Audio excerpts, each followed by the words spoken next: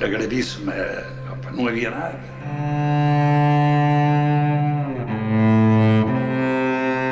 Nós, naquele tempo, a gente via um bocadinho de uma pedra branca ao longe no caminho, parecia-nos pão.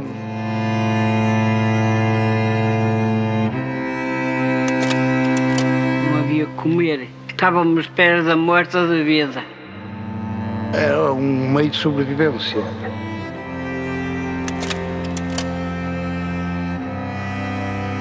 Morriam moços novos, moças novas que passavam fome e trabalhavam tanto na lousa e no fundo das pedreiras. Apanhavam aquela doença, naquela altura era a tuberculose. E então morriam famílias completas. E a Ardósia deu o nome aqui ao concelho, claro que deu. Não podemos permitir que as pessoas esqueçam o sofrimento associado à extração da ardósia. O ouro negro.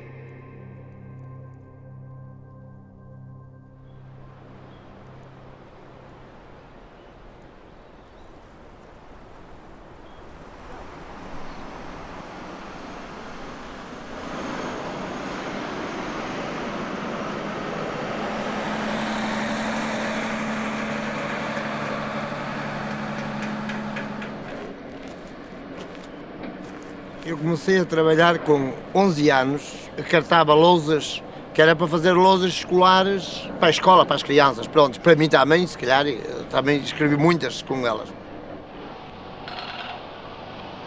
Eu comecei a trabalhar aos 11 anos. Serrávamos lápis aqui em casa e o meu pai precisava da minha ajuda. E eu saí da escola. Saí da escola que fui obrigado.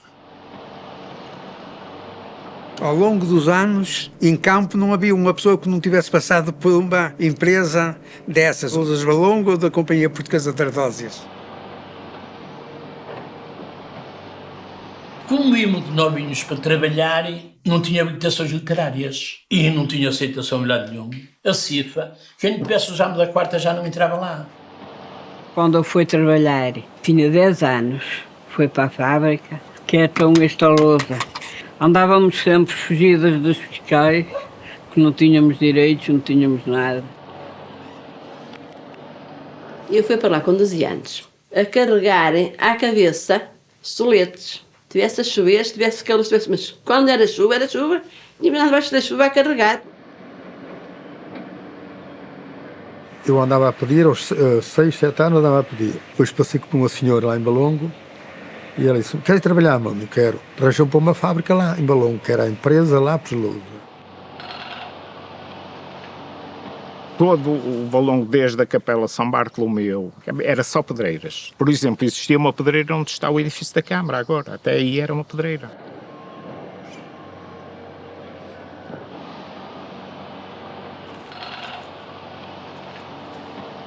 A primeira empresa a explorar esta zona aquém Nacional 15 é a empresa de Lousas de Valongo, que naquela altura ainda não era a empresa de Lousas de Valongo. Tinha um nome inglês que eu tenho alguma dificuldade em pronunciar.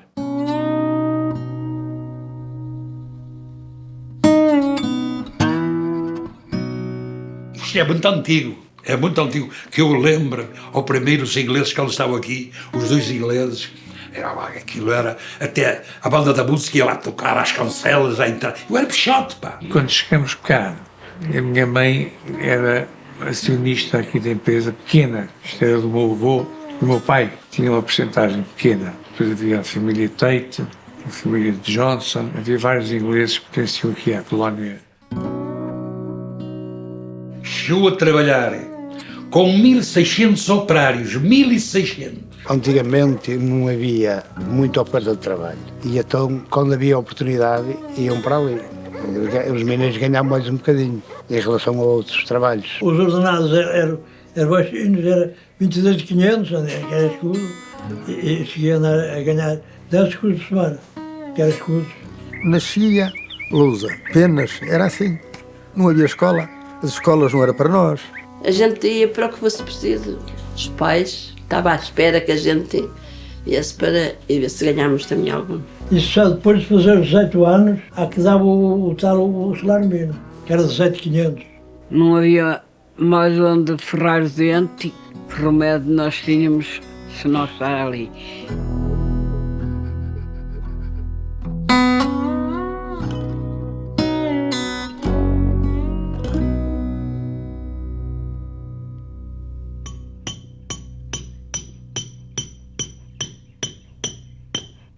Nesse tempo era tudo mesmo à mão.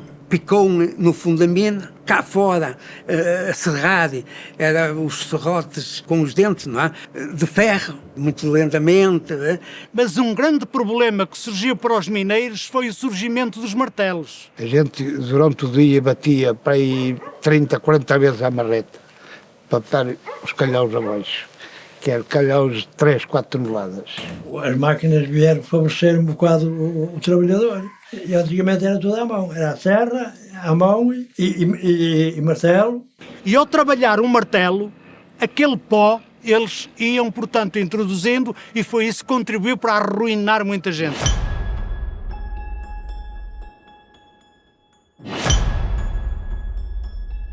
Os martelos surgiram aqui nos anos 70, 80. Pá. Eles não utilizavam água para os martelos, era a seco. Era quando eles apanharam mais pó.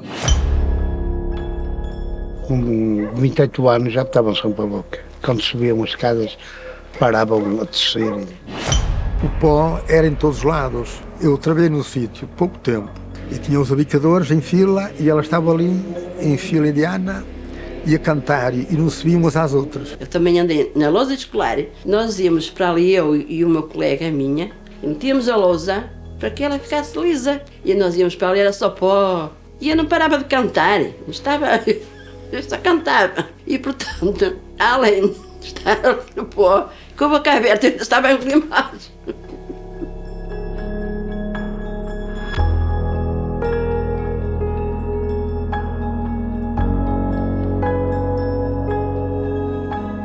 Vocês não imaginam o que é arrancar a pedra do baixo do chão? Agora há a céu aberto, mas naquela altura era tudo em minas. Minas com uma profundidade enorme. A gente dava-lhes as máscaras, não é? E elas andavam sempre no chão, mas não as utilizavam. O resultado é silicose. E muitas famílias estavam ligadas, quer diretamente no trabalho, os homens que trabalhavam na extração, mas também depois em atividades paralelas ligadas ao aproveitamento, digamos assim, dos soletos e para fazer designadamente as penas. E cortávamos esta pedra que está aqui, rachávamos em duas, que era para entrar no torno. Depois cortávamos à medida que a pena o lápis tinha. Cortávamos assim esta medida, ia para o torno, uma serra. O salário não era grande, não dava. E havia este atenuante, era que a gente depois, o que é que fazia? Andava aí e ia buscar os bocados de lousa, não é? Pedra, e serrava os lápis. E depois vendia-os, não é? Para compor mais a vida. Trazíamos embora, serrávamos-la, e depois reixávamos-la, tínhamos no torno e fazíamos penas, lápis de escola, para vender. E havia pessoas que serravam em casa e iam por lá, coitados, para apanhar um bocado de pedra. Roubados, e não era roubar eles, coitados. Ia buscar aquilo que não prestava para eles. Coisas que era para o entulho, não era para a obra já deles. Eles pagavam aquilo a um tostão, ou cento ou menos.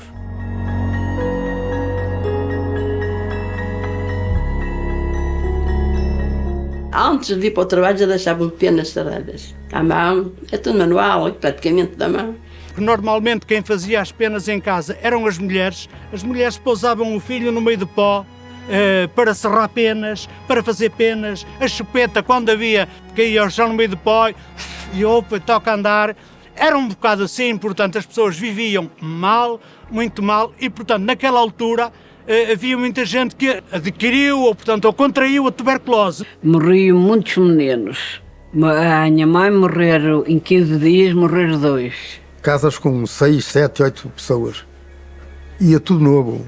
Era todos os dias, era funerais, mandavam os médicos daquilo também, era tudo, eles não sabiam nada também.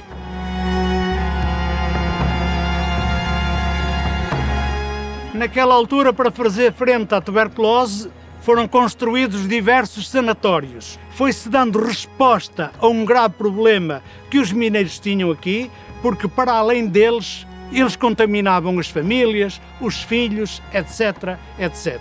A própria atividade da extração da ardósia tinha uma dimensão de muito sofrimento. Muitos homens, muitos mineiros morreram devido à silicose, a doença do pó da ardósia. E é espantoso que só com o 25 de Abril é que conseguiram ver reconhecida a silicose como uma doença, digamos assim, de trabalho e terem o subsídio do pó. O que se constava aqui em Valongo é que quando as pessoas iam fazer o exame do pó, é que morriam pouco depois, que o exame era muito puxado, e com o meu pai aconteceu a mesma coisa. Ele também, depois que fez o exame e que conseguiu, que não sei, devia ser uma miséria também, a tal pensão de pó, mas morreu pouco depois. O meu pai, infelizmente, no tempo dele nem exames fazia. Nunca soube, com certeza que tinha pó, não é? Mas nunca chegou a saber porque não fez exames para tal. E eu já fui ao contrário. No meu tempo fez exames. Foi lá primeiro, segundo e terceiro, 10%. É o que eu tenho. Pá. Aquilo dá-me 16 euros pá, por mês. Dá-me 16 euros por mês.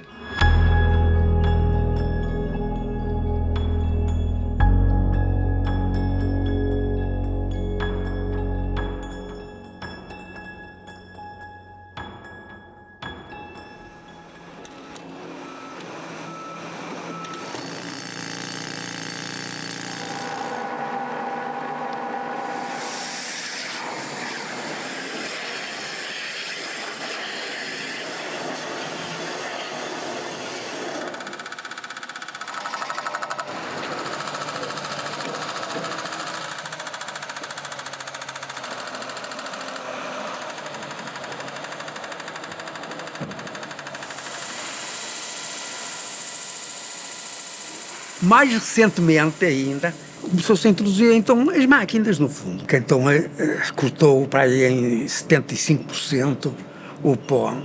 As máquinas aqui na fábrica, a partir de 1960, passam a trabalhar com água e, portanto, acabou a silicose aqui. As coisas melhoraram, mas foi muito lentamente. Melhorar mais foi depois de 25 de Abril. Isto é, na maneira da expressão, da liberdade, da pessoa poder fazer as suas coisas, falar e na igualdade.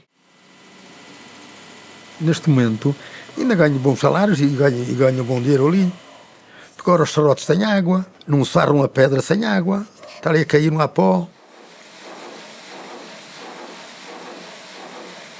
O céu aberto, completamente diferente. Abria-se um poço muito largo, não é?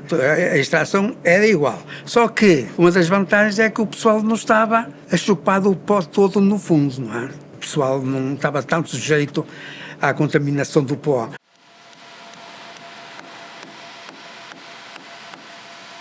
A nossa ardósia é boa porque racha muito bem. É a grande vantagem. É que ela tem clivagem e que lida muito bem. Dava para cabretas, soletes, dava para pedras, para as casas, mais ou menos, e ia para os telhados. E principalmente para os milhares. Há imensas oportunidades para inovar e nota-se, as empresas ligadas à extração, as duas empresas, têm feito investimentos nessa área. E não é de espantar que nos próximos anos, digamos assim, surjam produtos novos associados à ardósia.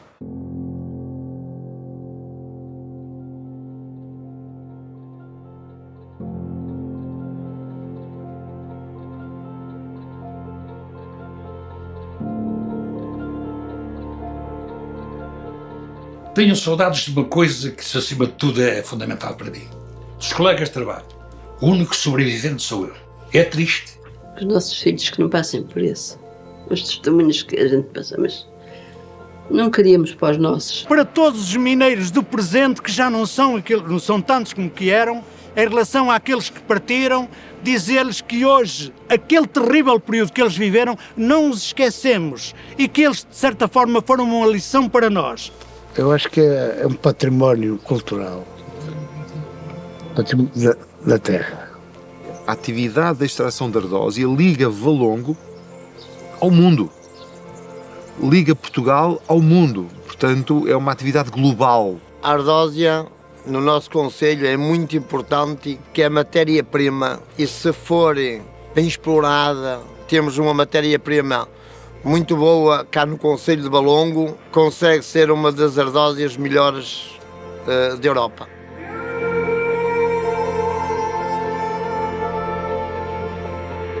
Esta foi a tecnologia durante quase 200 anos. E Valongo está profundamente ligado a essa história de uma tecnologia, não é? Dos aipedras da época, portanto, e as pessoas, claro, estas penazinhas, não é? Que se usava para escrever, era uma forma de conseguir ter mais algum dinheiro para sobreviverem. Portanto, é uma história extraordinária. A história antiga tem muita importância. A gente aprende com os novos, mas tem aprende com os velhos. Não deve acabar isto. Às tantas morrem as pessoas, não sabem o que é que se passou, no que se deixou de passar. As memórias não podem acabar.